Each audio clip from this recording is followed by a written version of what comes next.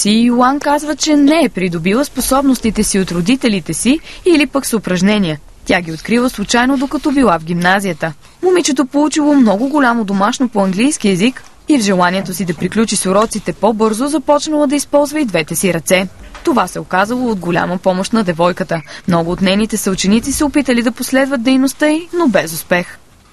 Тези, които чуят за умението ми, първо реагират, че това е невъзможно. След като видят, че го правя и те искат да опитат. А накрая, когато разберат, че не могат, признават, че това е дарба. В ежедневието си 24-годишното момиче използва дясната си ръка. Чен може да пише китайска поезия, използвайки двете си ръце едновременно. Тя може да пише по едно и също време с едната си ръка вертикално, а с другата хоризонтално. Но това, с което изненадва, е, че пише на два различни езика едновременно. С едната си ръка пише на английски, а с другата на китайски. Това лято момичето се е дипломирало по специалността си английска филология и в момента работи като преводач.